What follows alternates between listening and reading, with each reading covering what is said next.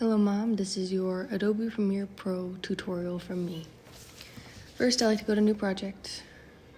Once you're inside New Project, just name it whatever you'd like. This is just the name in Adobe, not the official name of the file. Then I choose location. I like to do desktop, but choose wherever you want. I skip all of the importing videos and just go to create. This is what your sequence should look like. If it does not, then go up to this little panel button and you can either do all panels or editing. Editing is a little less to look at, it might be easier. Import media to start, I press that little folder looking button and it's called a bin. So you name the bin, whatever, it doesn't really matter. Click on it, make sure you're inside the bin. Then I usually pre-make a folder of videos that I would just drag and drop into that bin.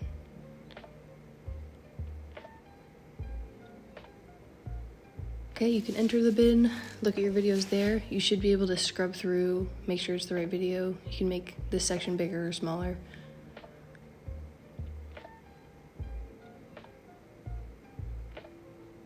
I'm gonna just start with this firework video. Any video you want to start with, you just drag it into the sequence area and the whole clip is there. You can scrub through it like this just by grabbing, or you can press play and just watch it smoothly.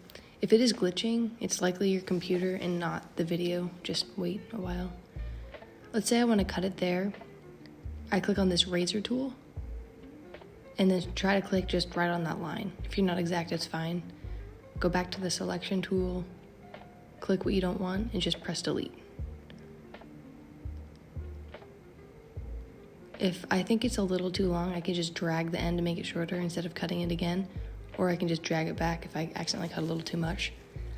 If you want to, undo anything, just either do Command Z or Control Z like usual. I'm going to scroll through this video next, drag it in sequence. Sometimes there's a little bit of a gap, so you just literally click on that gap and press delete. So now there's no space between them. Sometimes iPhone videos are too small for the sequence, so you just click on it and drag it to be bigger. It's pretty common and it shouldn't lower the quality too much, but it might a little bit.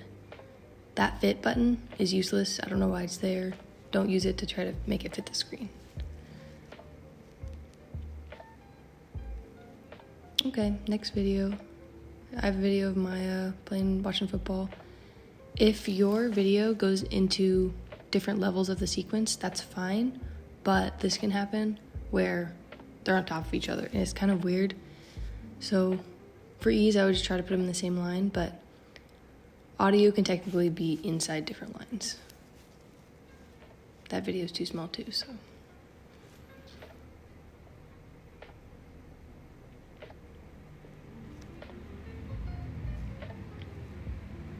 You can mute the entire track so none of it has sound, but let's say you want one audio to have sound. You would just drag it to a track below that's not muted.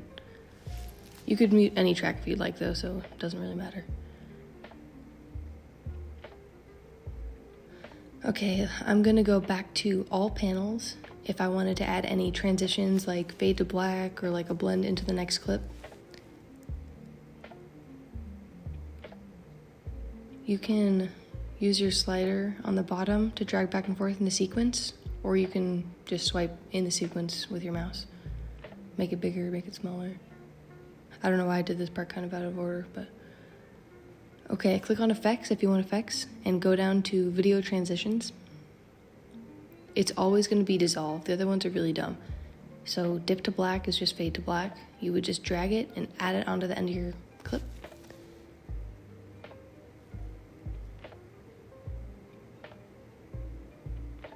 You can also do dip to white.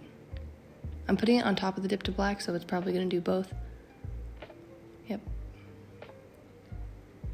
Let's say I want to blend that harsh transition a little bit. I think it's too harsh. We can do cross dissolve. I would only use cross dissolve. The other ones aren't the same. Blends.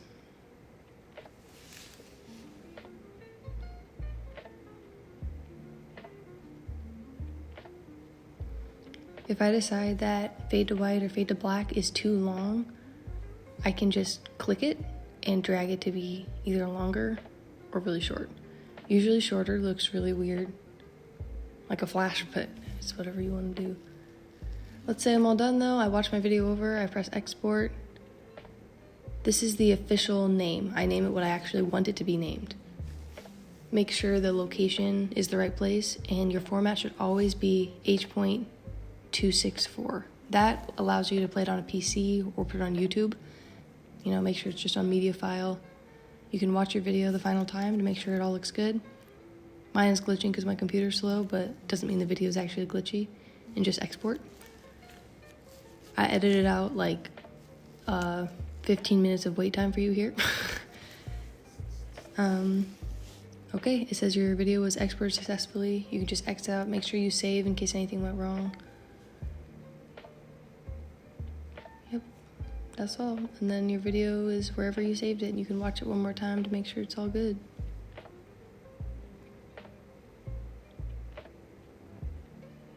For some reason I didn't edit out this wait time.